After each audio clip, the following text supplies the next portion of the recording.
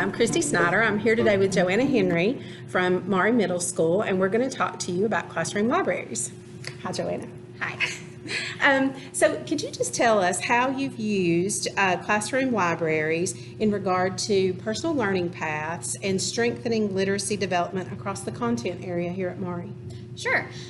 When we started this process, one of the things that we really wanted was to provide access to books to students across all subject areas, to really hit home the point that literacy is not just an ELA thing, or it's not just a thing that we do in the library, that it really is across all subjects and across every walk of life. So what better way to do that than to provide access in every single classroom? And we started with our book room, which was not being utilized to its maximum potential. There were some novels that were being used for novel studies and others that had sat on the shelf for years. And so we started by dividing those up and allowing teachers to come and pick from those so that we could use the resources we already had.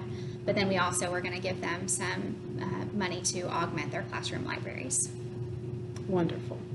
It's been really nice to see how that's kind of working here already. Yeah, very nice. Yeah. You've done a great job. Well,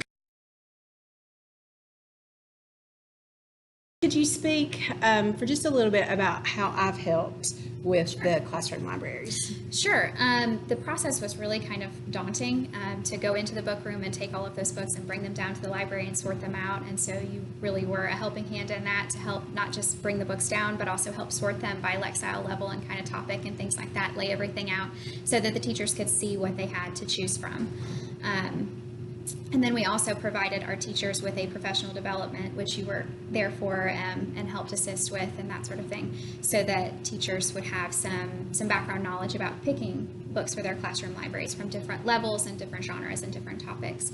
And so you were present for that. And you also helped teachers, help show them the model classroom that we have set up in Debbie Webster's room. Right, thank you.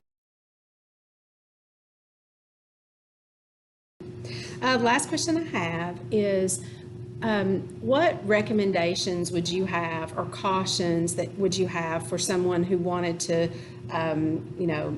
make classroom libraries, establishing classroom libraries a part of their rural life plan, or, where do you see Maury headed now that you've started these classroom libraries here? So I think we've gotten off on a pretty good foot, but like I said, it is a process. And one of the things that we started with that I felt like was a help was having that model classroom to show this is what a good classroom library looks like. This is kind of what you're aiming for. I think it always helps to have a good example. And so by showing them Debbie's classroom library, I think that was a great start.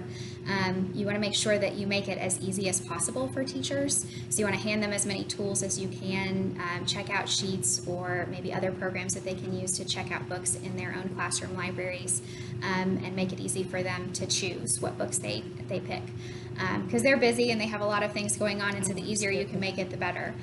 But you also want to accept that at the end of the day, there's going to be some resistance to it, and some people that are just not going to buy in immediately, and they're going to take some time, especially in subjects like math and sometimes science that don't feel that their curriculum matches up with literacy. So, yes.